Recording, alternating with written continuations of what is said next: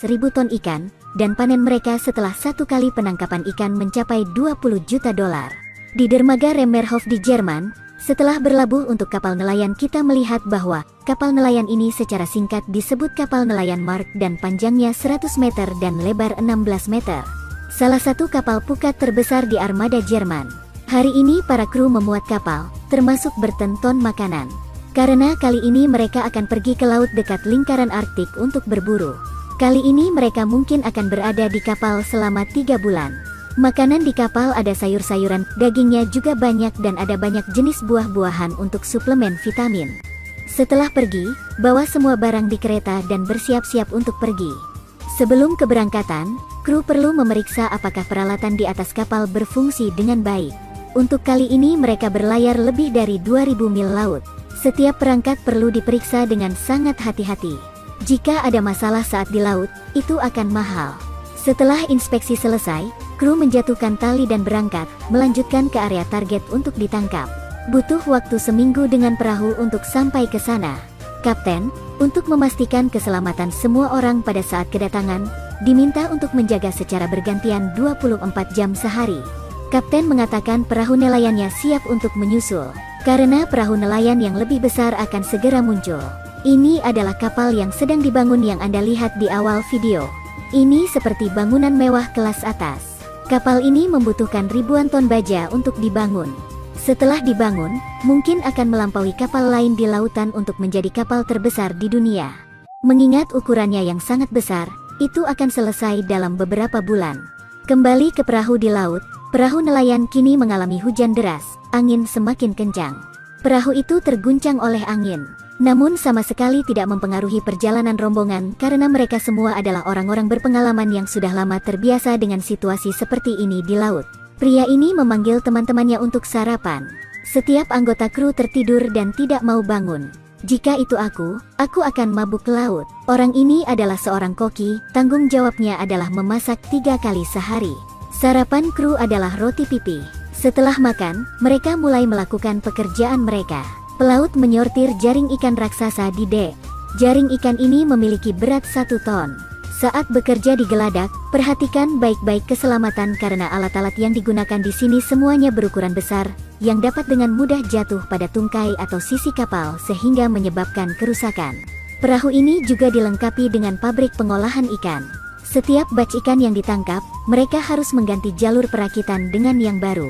Ikan olahan dikirim ke freezer terdalam di kapal. Suhu di sini bisa mencapai minus 30 derajat. Lebih dari 1000 ton ikan dapat disimpan di sini. Di geladak kapal, para pelaut memasang tali besi raksasa untuk memperbaiki gerbang besi yang beratnya sekitar 6 kuintal. Sepotong besi raksasa ini digunakan untuk perlindungan, membantu memperluas jaring ikan. Setelah 6 hari perjalanan, kapten menemukan es melayang di laut. Ini juga berarti bahwa mereka sampai ke tempat yang mereka inginkan. Tetapi kapten harus berhati-hati untuk menjauh dari gunung es ini karena kapal penangkap ikan mereka bukan pemecah es. Setelah terkena gunung es besar itu akan menjadi Titanic kedua. Keesokan harinya, mereka akhirnya mencapai tempat memancing mereka. Para pelaut memanfaatkan waktu untuk memperbaiki jaring ikan yang sobek. Pernahkah Anda melihat jaring sebanyak ini cukup besar? Tentunya jaring ini tidak akan menangkap ikan kecil. Mereka akan memeriksa jaring setelah selesai, karena jika masih ada lubang, kali ini dianggap banyak kehilangan. Kapten mencari tanda-tanda gelombang sekolah ikan di radar. Kecanggihan teknologi saat ini tentu membuat ikan tidak bisa lepas. Kapten mulai menebarkan jaring setelah melihat ikan. Jaring pertama dimulai dan jaring perlahan diturunkan ke laut. Setelah beberapa saat jaring jatuh, tiba-tiba jaringan macet dan tidak bisa digerakkan. Kru langsung berlari untuk mengecek. Ternyata itu adalah kabel yang tersangkut di dalamnya. Untungnya mereka memecahkan masalah. Perlahan jaring itu diluncurkan sepenuhnya ke laut. Gerbang besi akhirnya tenggelam ke dalam air dalam gelombang. Gerbang besi yang berat adalah untuk mencegahnya diikat di bawah air. Yang harus mereka lakukan sekarang setelah grid diatur adalah menunggu. Setelah 1 jam kapten melihat sesuatu di jaring ikan melalui monitor. Ia berharap bisa menjadi sekolah ikan yang besar. Setelah setengah jam mereka mulai mengumpulkan jala. Hal pertama yang muncul di air adalah gerbang besi itu. Jaring ikan dilepaskan beberapa kilometer jauhnya. Ada paus dan burung camar yang mengejar. Ini terbukti menjadi pertanda baik, yang juga berarti bahwa jaringan akan mendapatkan banyak keuntungan kali ini. Jaring ikan perlahan ditarik ke gelada. Memang hebat, jaringnya penuh dengan bulu ayam hitam yang menggelepar. Awak harus dalam waktu 10 menit membersihkan semua flounder di jaring untuk mempersiapkan rilis kedua. Karena flounder baru saja ditangkap dari laut dalam, semua ikan membuka mulutnya di bawah tekanan. Kali ini panen yang melimpah. Mereka dengan cepat melepaskan tali sehingga flounders mulai memasuki gerbang pabrik pengolahan.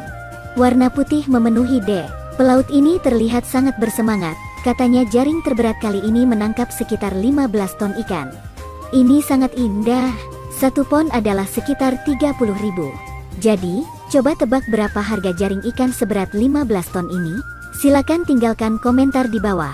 Ini adalah kekuatan teknologi. Teman-teman yang telah menonton video Afrika, saya tahu bagaimana orang Afrika biasanya memancing. Nah, dibandingkan dengan aktivitas nelayan kapal ini, apakah surga dan jurang? Jaring ditarik, dan ikan dituang ke kapas.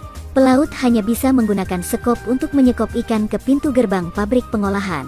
Hasil yang diperoleh kali ini benar-benar lebih sukses dari yang mereka duga. Para pelaut mulai memasuki pabrik pengolahan untuk mengolah ikan yang baru saja mereka tangkap. Mereka mengeluarkan kepala ikan dengan mesin. Kepala ikan itu akan dijual di pasar Afrika. Mereka akan diproses sesuai dengan kebutuhan pelanggan. Kepala halibut setelah selesai diproses akan sampai ke daging. Daging akan dimasukkan ke dalam setiap kotak, akhirnya ditempatkan di bawah area minus 30 derajat Celcius untuk pengawetan. Perahu nelayan akan beroperasi di laut sampai jumlah ikan memenuhi ruang dingin.